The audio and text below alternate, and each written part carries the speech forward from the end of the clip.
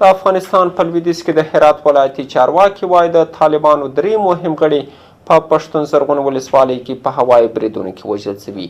د هرات د والي وایان دفتر نن په یوه اعلامیه کې ویلي د طالبانو د پوځي کمیسیون مشر په هرات کې د دې ډلې د ولایتي زندانونو مسؤل او د طالبانو بل قمندان پرون د دولتي ځواکونو لخوا په یوه هوایي برید کې په نښه شول.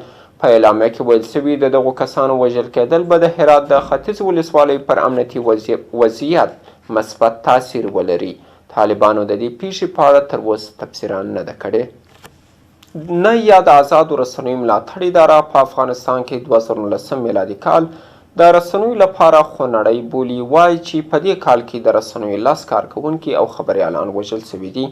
د رسنیو د ملاتړ ادارې یعنې تازه موندنې ښیي چې په 2019 میلادي کال کې د خبریالانو په وړاندې د تاوتریخوالي 115 قضیې ثبت شوي دي.